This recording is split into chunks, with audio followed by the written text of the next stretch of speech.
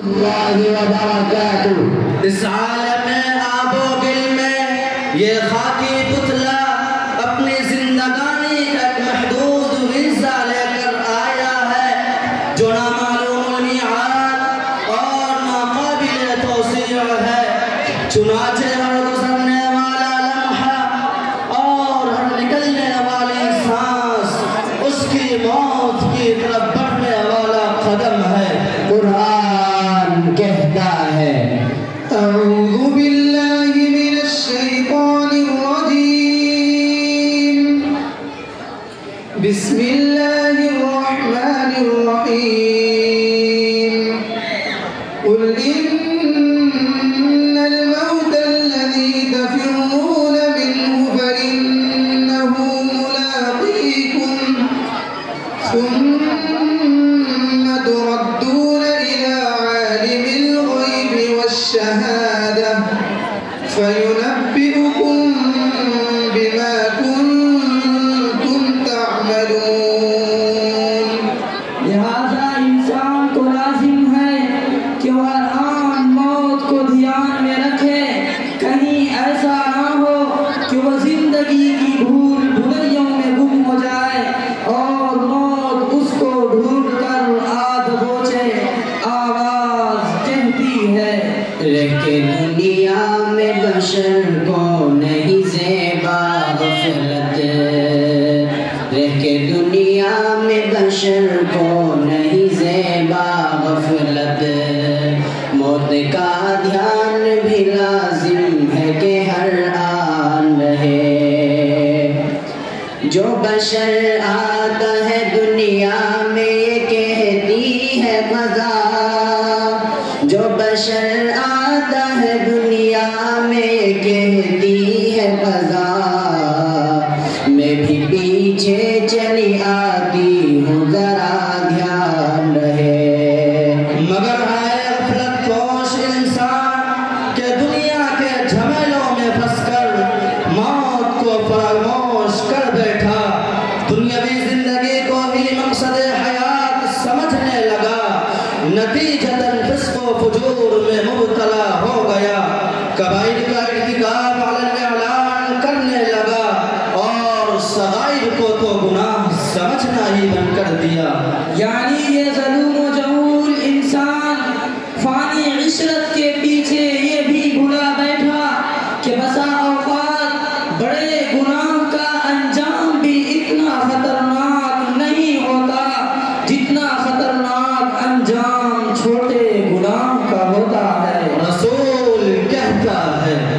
وبالسند المتصل منا إلى الشيخ الإمام الهمام الحافظ الحجة أمين المؤمنين في الحديث أبي عبد الله محمد بن إسماعيل بن إبراهيم بن المغيرة بن بردزبة الجعفي اليماني البخاري رحمه الله تعالى أنه قال حدثنا أبو الوليد قال حدثنا مهدي عن غيلان عن أنس رضي الله تعالى عنه وعنهم أنه قال إنكم لتعملون أعمالا هي أدق في أعينكم من الشعر إن كنا نعد على عهد النبي صلى الله عليه وسلم الموبقات۔ چنانچہ بسا اوقات ایک خرمن لکڑیوں کی آگ بھی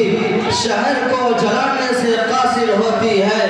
جبکہ ایک دیا سلائی سے پورا شہر راکھ کے ملبے میں تبدیل ہو جاتا ہے۔ کبھی بڑی آگ بھی ایک کھیت سے تجاوز نہیں کرتی اور ذرا سا دن کا سارا جنگل صاف کر دیتا ہے۔ گناہ کو ہلکا سمجھنے کا نتیجہ یہ ہوا کہ وہ تمام علامتیں ظاہر ہونے لگی جن کو نبی کریم صلی اللہ علیہ وسلم نے علامات قیامت میں شمار کیا تھا۔ رسول کہتا ہے وبه قال حدثنا صالح بن عبد الله الترمذي قال حدثنا الفرج بن فضالة أبو فضالة الشامي عن يحيى بن سعيد عن محمد بن معبد بن علي عن علي بن أبي طالب رضي الله تعالى عنه قال قال رسول الله صلى الله عليه وسلم إذا فعلت أمتي 15 خصلة حل بها البلاء فقيل وما هن يا رسول الله قال إذا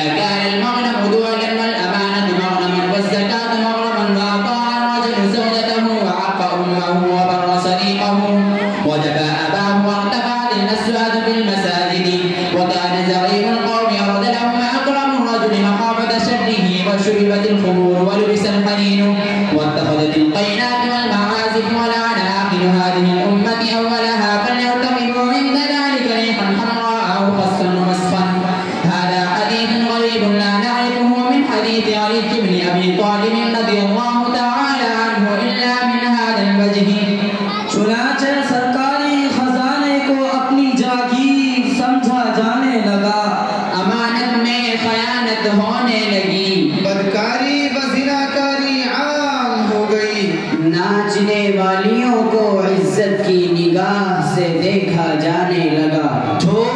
فریب اور دھوکہ دہی کو لوگ ذہانت کی علامت سمجھنے لگے، آدمی اپنی بیوی کا غلام بن گیا، ماؤں کی حیثیت ختم ہو گئی، دوست و احباب کے ساتھ حسن سلوک اور باپ کے ساتھ بدسلوکی کی جانے لگی، مسجدیں شور و غوغا کی نظر ہو گئی، علم دین دنیا کے حصول کا ذریعہ بنا لیا گیا، سلف پر طعن و تشنیع اور الزامات کی یورش کی جانے لگی، حکمرانی بدترین لوگوں کے ہاتھ میں پہنچ چکی، آواز کہتی ہے کروں کیا گلا گئے دش آسماں کا، کروں کیا گلا گئے دش آسماں کا، چلن جب سے بگڑا خود لے جاں کا، تعلق چھٹا جب سراب جہاں کا، رہا رنگ باقی نہ ہو گلستاں کا، نغمہ سران دلی بے چمن ہے، جدھر دیکھیے شور رضا و زغن ہے، چنانچہ باری تعالیٰ نے بھی بنی نوع انسانی سے رحمت کی نگاہیں پھیر لی، ارزگیدی پر غیظ و غضب صاف ظاہر ہونے لگا، کہیں باران رحمت معدوم ہونے کی وجہ سے قحط سالی عام ہو گئی، تو کہیں طوفان ابر و باد نے شہر کے شہر تباہ و برباد کر دیے، کہیں ناگہانی آفتوں کا نزول ہوا، تو کہیں امراض و اسقام نے بستی کی بستیاں اپنی لپیٹ میں لے لی، حکومتوں کے ظلم نے رعایا کا جینا دو بھر کر دیا، آواز کہتی ہے بوئے گل لے گئی بیرون چمن راز چمن، بوئے گل لے گئی بیرون چمن راز چمن، کیا قیامت ہے کہ رہ پھول ہے غماز چمن، عہد گل ختم ہوا ٹوٹ گیا ساز چمن، اڑ گئے ڈالیوں سے زم پرواز چمن، کہیں کانٹوں میں رکھا ہوا دامان چمن، بیٹھے خاموش ہے سب نغمہ سراپان چمن، چنانچہ کوئی اولاد کے ماتم میں گریاں ہے تو کوئی ماں باپ کے صدمے سے پریشان، کہیں بے گور و کفن لاشوں کا انبار ہے تو کہیں اجڑے ہوئے بے خانماں برباد لوگوں کی سسکیاں، کہیں دغیانی کا قصہ ہے تو کہیں سیلاب کا ذکر، پریشانیوں کا ہجوم اس قدر ہے کہ عمر رما کی کشتی حوادث کے سیلاب میں ہچکولے کھا رہی ہے، اور یہ سب اس کے اعمال کا کیا دھرا ہے، قرآن کہتا ہے وما أصابكم من مصيبة فبما كسبت أيديكم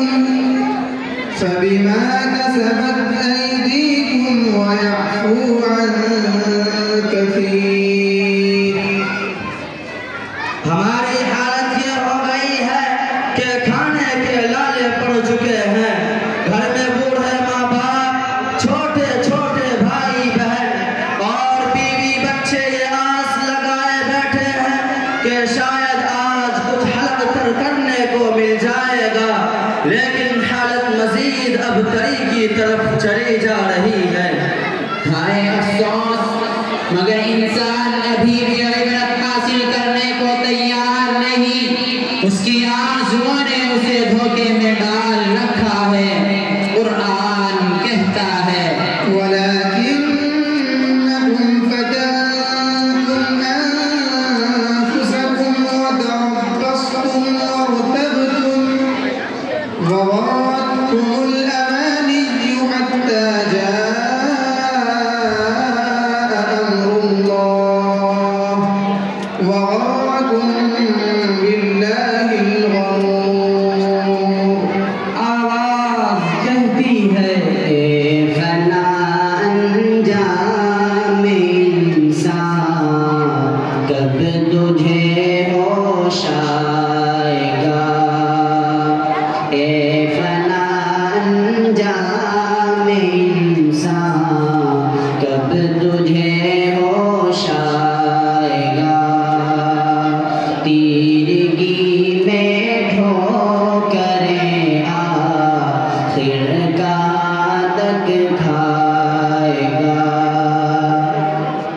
اس تمرد کی روش سے بھی کبھی شرم آئے گا، اس تمرد کی روش سے بھی کبھی شرم آئے گا، کیا کرے گا سامنے سے، کیا کرے گا سامنے سے، جب حجاب اٹھ جائے گا، اے فنا انجام انسان کب تجھے ہوش آئے گا۔ اس لیے آئیے مل کر بارگاہ ایسی میں اپنی حاجت رکھتے ہیں اور اپنی خطاؤں پر پشیمان ہوتے ہوئے قرآنی الفاظ میں یوں مناجات کرتے ہیں۔ ربنا ولا تحمل علينا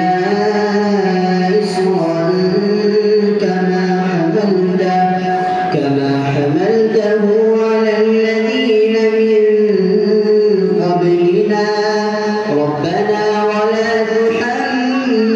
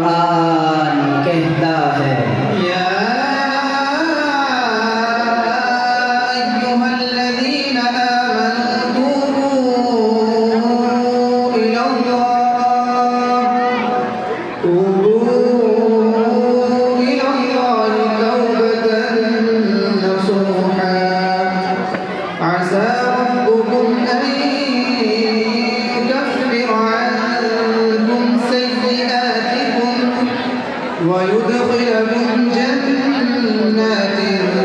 تجري من تحتها الأنهار. آواز کہتی ہے گناہوں پہ میں نے جو دن تھے گزارے، پشیمان میں ان پہ جو لمحے تھے سارے. گناہوں پہ میں نے جو دن تھے گزارے، پشیمان میں ان پہ جو لمحے تھے سارے. وہ شہرت وہ طاقت وہ دنیا کی دولت، وہ چھٹ دے گئے مجھ سے سارے سہارے. میری میں نے مجھ کو مسلسل گرایا، سمجھ میں نہ پایا وہ تیرے اشارے. پھنسا ہوں گناہوں کی دلدل میں ایسے، گناہ مجھ سے چھٹتے نہیں ہیں یہ سارے. میں ظلمت میں ڈوبا رہا ہوں مسلسل، خدایا بچا دے لگا دے کنارے. میرا نفس میرا ہے دشمن الہی، گناہوں پہ مجھ کو یہ پل پل ابھارے. میرا زور شیطان پہ چلتا کہاں ہے، مسلسل خدایا یہ بندہ ہی ہارے. گناہوں پہ میں نے جو دن تھے گزارے، پشیمان میں ان پہ جو لمحے تھے سارے. آواز کا یہ سفر معاصی و ذنوب سے تائب ہو کر رحمت خداوندی کی امید کے ساتھ اپنی منزل مقصود کو پہنچتا ہے.